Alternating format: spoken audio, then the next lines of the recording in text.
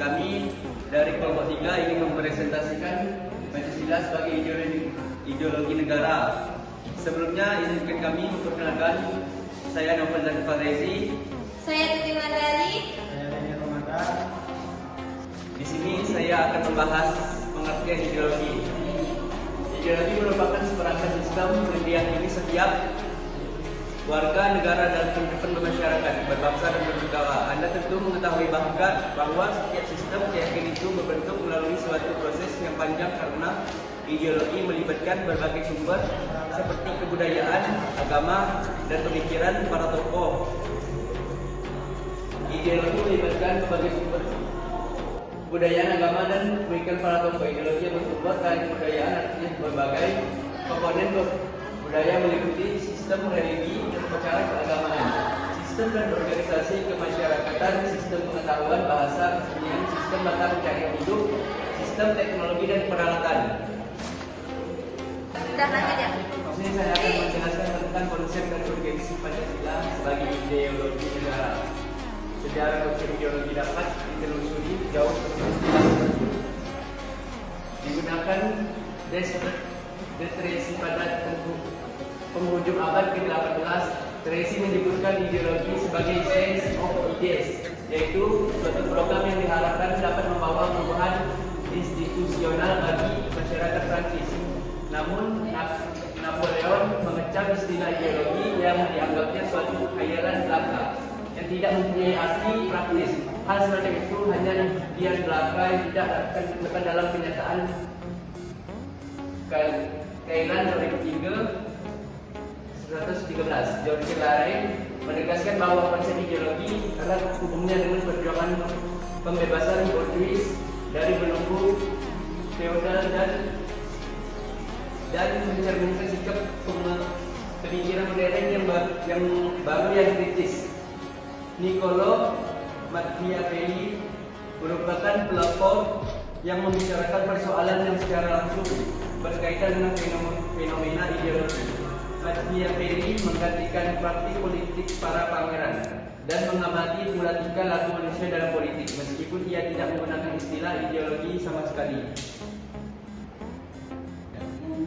Pancasila sebagai ideologi negara menghadapi bentuk tantangan. Salah satu tantangan yang paling dominan dewasa ini adalah globalisasi. Globalisasi merupakan era saling keterhubungan antara masyarakat, suatu bangsa dan masyarakat bangsa yang lain, sehingga masyarakat dunia ini menjadi terbuka. Dengan demikian, kebudayaan global, kepentingan yang mendekatkan masyarakat, karakteristik kebudayaan global sebagai berikut.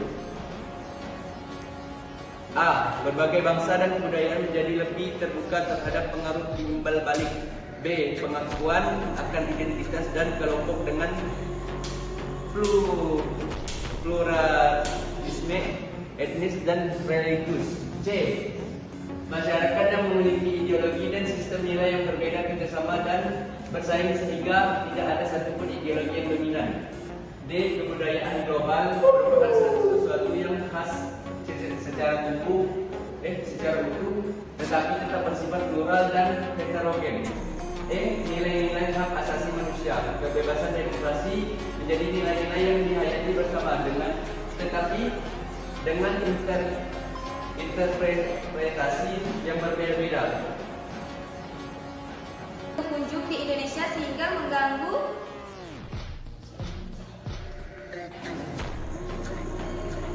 Nah, baiklah, selanjutnya yaitu alasan diperlukannya kajian Pancasila sebagai ideologi negara. Pancasila sebagai ideologi negara karena ideologi Pancasila menghadapi tantangan dari berbagai ideologi dalam kebudayaan global. Unsur-unsur yang mempengaruhi ideologi Pancasila yaitu sebagai berikut, yaitu ada unsur etisme yang terdapat dalam ideologi Marxisme atau komunisme bertentangan dengan sila ketuhanan yang Maha Esa. Yang kedua yaitu unsur individualisme dalam liberalisme tidak sesuai dengan prinsip nilai gotong royong dalam sila keadilan sosial bagi seluruh rakyat Indonesia. Ada juga kapitalisme yang memberikan kebebasan individu untuk menguasai sistem perekonomian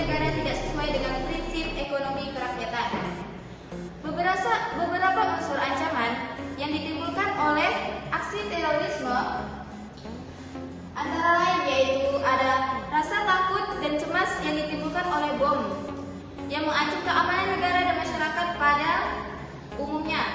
Yang aksi terorisme dengan ideologinya menebarkan ancaman terhadap kesatuan bangsa sehingga mengancam integrasi bangsa.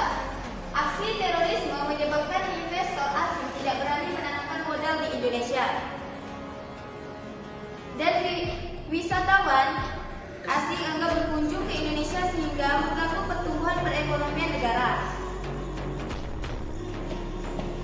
Selanjutnya yaitu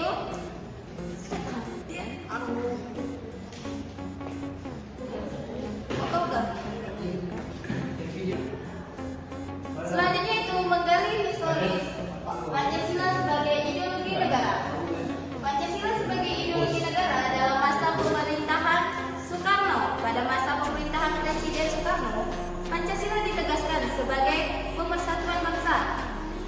Penegasan ini dikumandangkan oleh Soekarno dalam berbagai pidato politik dalam kurun waktu 1945 sampai 1960. Namun, seiring dengan berjalannya waktu, pada kurun waktu 1960 sampai 1965, Soekarno lebih mementingkan konsep Nasakom, nasionalisme, agama, dan komunisme sebagai landasan politik bagi bangsa Indonesia. Pancasila sebagai ideologi dalam masa pemerintahan Presiden Susilo Bambang Yudhoyono, pemerintahan SBY yang berlangsung dalam 2 periode dapat dikatakan juga tidak terlalu memperhatikan pentingnya Pancasila sebagai ideologi negara. Nah, hal ini dapat dilihat dari belum adanya upaya untuk membentuk suatu lembaga yang berwenang untuk menjaga dan mengawali Pancasila sebagai dasar negara. Ideologi negara sebagai dimanakan oleh Kapres nomor 27 tahun 1999. Suasana politik lebih banyak ditandai dengan peraturan politik untuk memperebutkan kekuasaan atau meraih suara sebanyaknya dalam pemilu. Mendekati akhir masa jabatan, Presiden SBY menandatangani Undang-Undang RI Republik Indonesia Nomor 12 Tahun 2012 tentang Pendidikan Tinggi yang mencantumkan mata kuliah sebagai mata kuliah wajib pada pasal 35 ayat 3.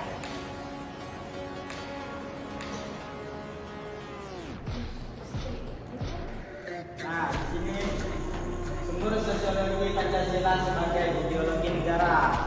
Nah, pertama sila ketuhanan yang Maha Esa dapat ditemukan dalam kehidupan agama masyarakat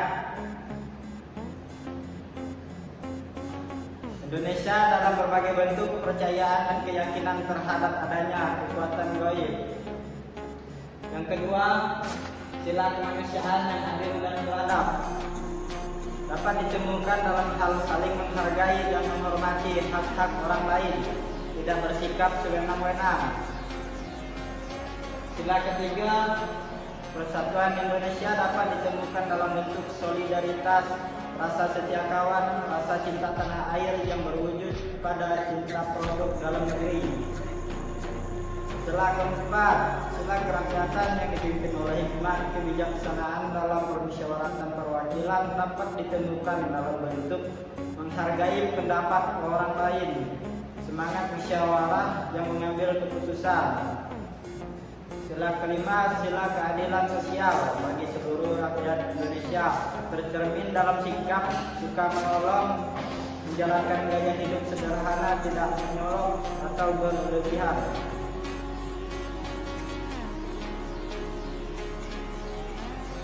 Nah, di sini ada sumber politis Pancasila sebagai ideologi negara. Pancasila sebagai ideologi negara meliputi hal-hal sebagai berikut. Pertama, sila ketuhanan yang Maha Esa diwujudkan dalam bentuk semangat toleransi antar umat beragama. Yang kedua, sila kemanusiaan yang adil dan beradab, diwujudkan penghargaan terhadap pelaksanaan hak asasi manusia atau HAM di Indonesia. Yang ketiga, sila persatuan Indonesia diwujudkan dalam mendahulukan kepentingan bangsa dan negara daripada kepentingan kelompok atau golongan termasuk partai. Keempat, sila kerakyatan yang dipimpin oleh hikmat kebijaksanaan dalam permusyawaratan perwakilan diwujudkan dalam mendahulukan pengambilan keputusan berdasarkan musyawarah daripada voting.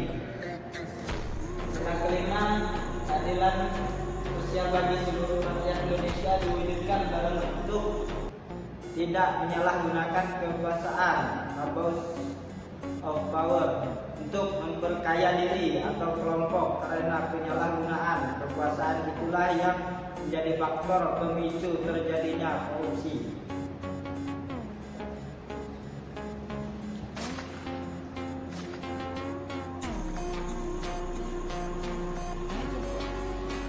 Nah, kan baiknya selanjutnya akan ada membangun argumen tentang dinamika dan tantangan Pancasila sebagai ideologi negara.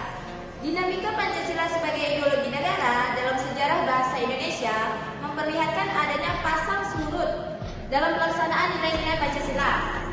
Pancasila sebagai ideologi dalam masa pemerintahan Presiden Soeharto diletakkan pada kedudukan yang sangat kuat melalui TAP MPR nomor 11/1978 tentang permasyarakatan P4D. Pada masa Soeharto ini pula, ideologi Pancasila menjadi asas tunggal bagi semua organisasi politik atau ormas dalam organisasi masyarakat ormas. Tantangan terhadap Pancasila sebagai ideologi negara meliputi faktor eksternal dan internal. Adapun faktor eksternal meliputi hal-hal berikut, yaitu ada pertarungan ideologi antara negara-negara superpower, antara Amerika Serikat dan Uni Soviet antara 1945 sampai 1960 yang berakhir dengan bubarnya negara Soviet hingga Amerika menjadi satu-satunya negara superpower.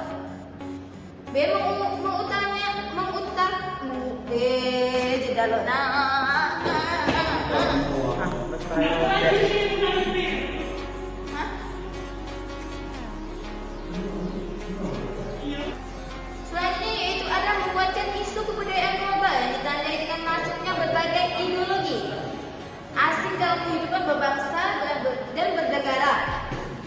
Karena keterbukaan informasi, meningkatkan kebutuhan dunia sebagai akibat bertambah penduduk dan kemajuan teknologi sehingga menjadi eksploitasi terhadap sumber daya dan alam secara masif.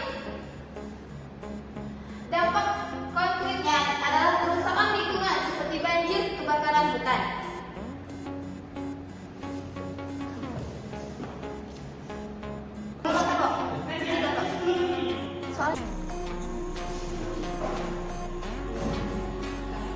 Baiklah, selanjutnya yaitu esensi dan urgensi Pancasila sebagai ideologi negara.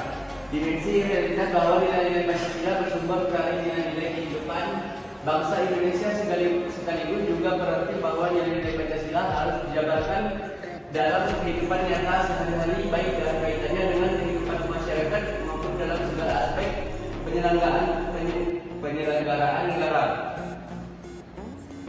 Dimensi identitas, nilai-nilai dasar mengundang adanya tujuan yang mencapai sehingga menimbulkan harapan dan optimisme serta mampu mengunggah motivasi untuk mewujudkan cita-cita.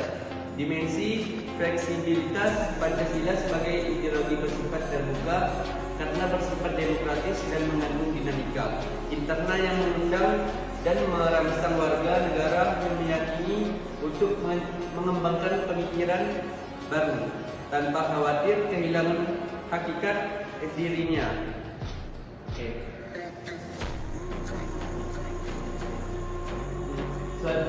Selanjutnya yaitu urgensi Pancasila sebagai ideologi negara.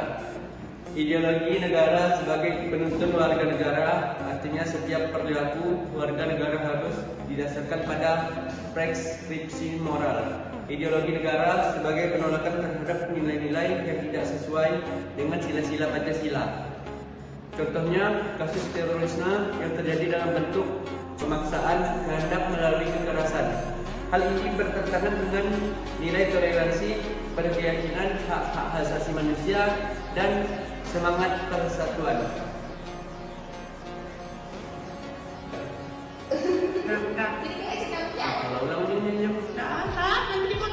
Baiklah, sekian presentasi dari kelompok kami. Selebihnya mohon maaf bila ada kekurangan. Wabillahi taufiq wal hidayah. Wassalamualaikum warahmatullahi wabarakatuh.